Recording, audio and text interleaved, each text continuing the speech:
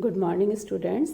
आज हम लोग दो बिंदुओं के मध्य विस्थापन के लिए गैलीलियन रूपांतरण समीकरण निकालेंगे, Galilean transformation relations for displacement. Exam में इस तरह से पूछा जाता है कि prove that the displacement between two points remains invariant under Galilean transformation, यानी सिद्ध करो कि गैलीलियन रूपांतरण में दो बिंदुओं के मध्य विस्थापन निश्चय रहता है या अचर रहता है। तो इसके लिए हम हमेशा की तरह दो कार्टेशियन कोऑर्डिनेट सिस्टम ले लेते हैं, कार्तीय निर्देश तंत्र एस और एस डैश। एस के निर्देश अक्ष एक्स, वाई और जेड है और मूल बिंदु जिस पर प्रेक्षक स्थित है वो ओ है। इसी तरह एस डैश के एक्सिस हैं एक्स डैश, वाई डैश और जेड डैश, और इसका मूल बिंदु ओ डैश पर स्थित है। तो प्रारंभ में मान लेते हैं कि दोनों संपाती थे, यानी कोइंसाइड कर रहे थे। एस और एस डैश साथ में ही यहीं स्थित थे और ओ डैश भी कोइंसाइड कर रहे थे।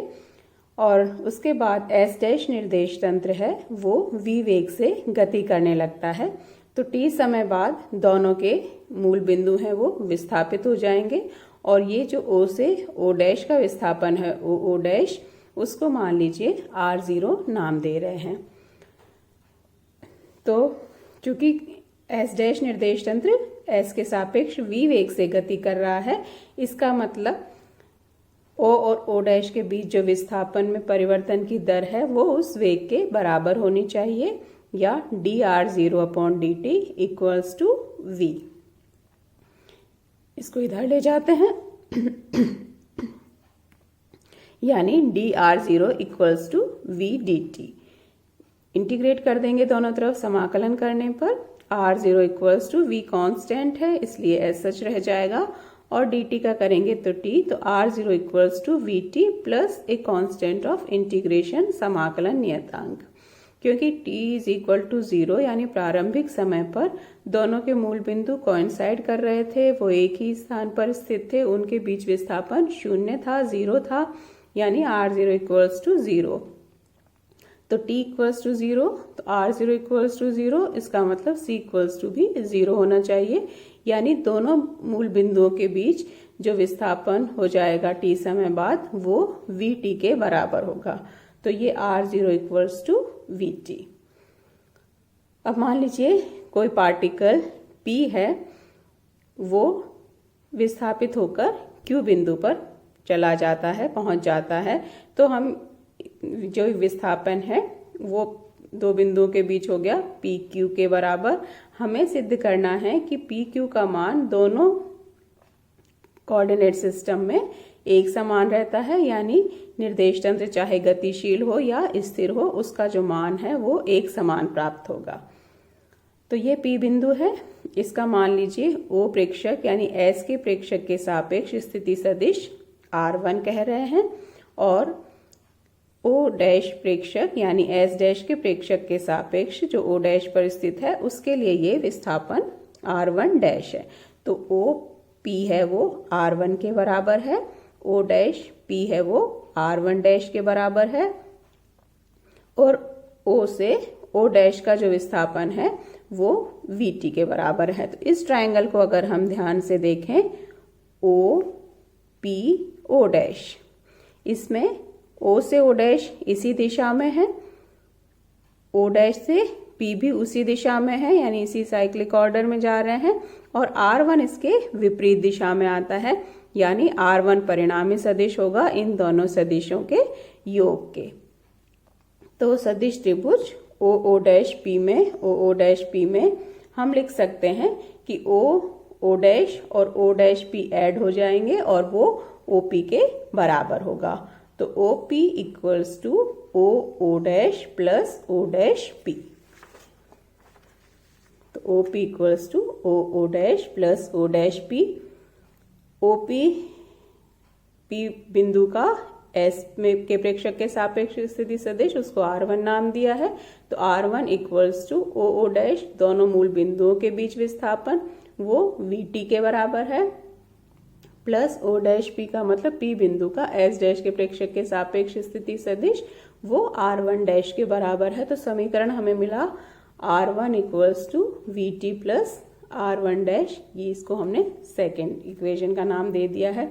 इसी तरह Q बिंदु के लिए अगर हम देखें कि उसका स्थिति सदिश, तो Q बिंदु, ये Q बिंदु है, इस पर इसका स्थिति सदिश O प्रेक्षक के सापेक्ष यानी S निर्देश अक्ष के निर्देश तंत्र के प्रेक्षक के सापेक्ष स्थिति सदिश, इसको हम R2 नाम दे रहे हैं।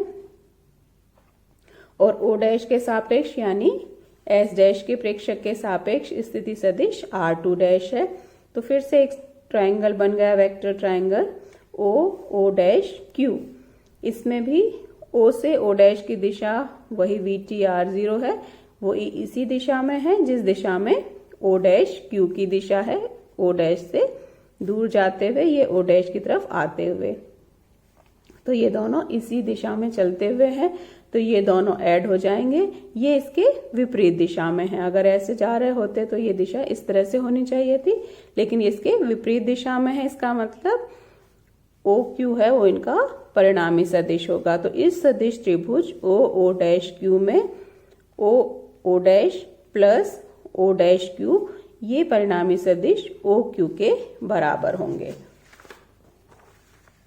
तो यही रिलेशन हमने यहाँ पे लिखा है, OQ equals to O dash plus O dash Q। OQ Q बिंदु का S प्रेक्षक के सापेक्ष स्थिति सदिश जो कि R2 के बराबर है। O डैश दोनों के बीच विस्थापन मूल बिंदुओं के बीच VT के बराबर है, प्लस O डैश Q बिंदु का S डैश के प्रेक्षक के सापेक्ष स्थिति सदिश R2 डैश। तो रिलेशन हमको मिल गया R2 equals to VT plus R2 dash.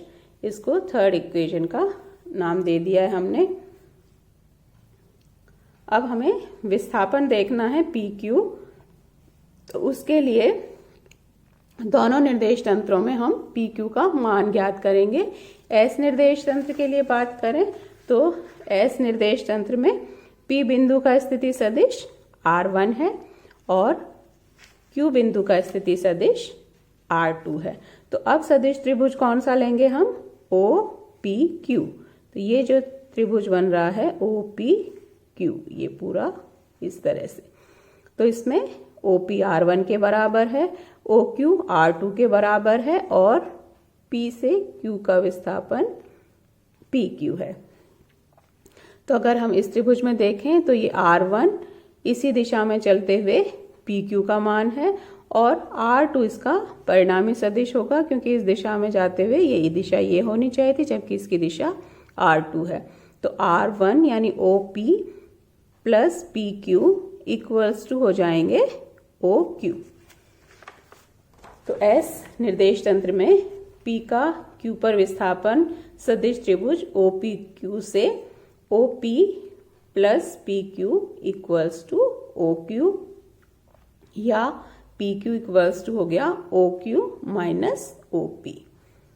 OQ R2 के बराबर है, OP R1 के बराबर है, यानी PQ के बीच जो विस्थापन है वो हो गया R2 माइनस R1, इसको हमने D का नाम दे दिया है। तो ये फोर्थ रिलेशन। इसी तरह S डैश निर्देश तंत्र में यही विस्थापन PQ के बीच जो विस्थापन है दोनों बिंदुओं के बीच, वो सदिश त्रिभुज अब S डैश के लिए देखना है तो उसके प्रेक्षक के सापेक्ष देखेंगे। तो उस प्रेक्षक के सापेक्ष O डैश के सापेक्ष P से Q का विस्थापन, P बिंदु का स्थिति सदिश है O डैश के सापेक्ष R1 डैश, ये PQ विस्थापन है P से Q दिशा में, और ये O डैश Q। तो यहाँ भी देखें तो OP और PQ ये ऐड होंगे क्योंकि एक ही दिशा में चलते हुए हैं, और ये इसका परिणामी सदिश होगा O डैश Q। यानी हम लिख सकते हैं O डैश Q को O dash P plus PQ। तो O dash P plus PQ equals to हो गया O डैश Q, या PQ equals to O dash Q minus O dash P। O dash Q R2 dash का मान है और O dash P R1 dash के बराबर है। P बिंदु का O डैश के सापेक्ष स्थिति सदिश R1 डैश, Q बिंदु का O डैश के सापेक्ष स्थिति सदिश R2 डैश। तो यहाँ पर जो विस्थापन हुआ दोनों बिंदुओं P Q के बीच वो हो गया R2 dash minus R1 dash, ये D डैश के बराबर होगा। विस्थापन एक सदिश राशि है तो यहाँ वेक्टर साइन भी लगेगा। तो D S निर्देश तंत्र में विस्थापन D है P से Q के बीच और वो R2 माइनस R1 के बराबर है, और S डैश में दोनों बिंदुओं के बीच जो विस्थापन है वो D डैश के बराबर है, जो कि R2 dash minus R1 dash के बराबर है। तो ये D डैश और ये D का मान है। अब हमें ये सिद्ध करना है कि ये विस्थापन है वो अचर रहता है और इनके बीच यानी D और D डैश के बीच एक संबंध निकालना है, जो कि विस्थापन के लिए रूपांतरण समीकरण आएगा। तो उसके लिए जो हमने D डैश है वो मिला था R2 dash minus R1 dash के बराबर, D dash R2 dash minus R1, और सेकंड और थर्ड रिलेशन से हमने R1 का R1 डैश के साथ और R2 का R2 डैश के साथ संबंध निकाल लिया है। तो ये वैल्यूज हम इसमें पुट कर देते हैं। D is equal to R2 minus R1, तो D इक्वल्स टू R2 की जगह पुट कर देंगे VT प्लस R2 डैश और R1 की जगह पुट कर देंगे VT प्लस R1 डैश। तो D dash equals to D equals to R2 minus R1 में R1 और R2 और R1 की वैल्यू पुट कर दी है। VT से ये VT कैंसिल हो जाएगा और रिलेशन मिलेगा D is equal to R2 dash minus R1 dash. R2 dash minus R1 dash D dash के बराबर है, यानी D equals to D dash. ये S निर्देश तंत्र में दोनों बिंदुओं के बीच विस्थापन, ये S डैश में दोनों बिंदुओं के बीच विस्थापन। तो ये दोनों निर्देश तंत्रों में संबंध बता रहा है विस्थापन के लिए। तो ये कहलाएगा दो बिंदुओं के मध्य विस्थापन के लिए गैलीलियन रूपांतरण समीकरण। इससे ये भी सिद्ध होता है कि दोनों मान बराबर हैं, यानी एक निर्देश तंत्र के सापेक्ष नियत वेग से गतिशील दूसरे निर्देश तंत्र में भी दोनों बिंदुओं के मध्य जो विस्थापन है वो समान रहता है या अचर रहता है। तो इससे सिद्ध होता है कि दो बिंदुओं के मध्य विस्थापन एक निश्चल राशि है या अचर राशि है। तो यह गैलीलियन रूपांतरण के अधीन विस्थापन की निश्चलता या इनवेरियंस कहलाता है। नेक्स्ट टॉपिक जो हम करेंगे वो है गैलीलियन का निश्चलता का सिद्धांत, प्रिंसिपल ऑफ गैलीलियन इनवेरियंस। इस सिद्धांत के अनुसार सभी जड़त्वीय निर्देश तंत्रों में भौतिकी के मूलभूत नियम समान रहते हैं या निश्चल रहते हैं, यानी कोई निर्देश तंत्र चाहे वह स्थिर है या एक समान वेग से गति कर रहा है या स्थानांतरित है या एक नियत कोण से झुका हुआ है, लेकिन जड़त्वीय है, तो भौतिकी के मूलभूत नियम उस निर्देश तंत्र में भी वैलिड रहेंगे, वैध रहेंगे और एक समान रहेंगे, यानी एक ही रूप में रहेंगे। तो यही नियम कहलाता है गैलीलियन का निश्चलता का सिद्धांत। हम तीन नियमों की निश्चलता सिद्ध करेंगे।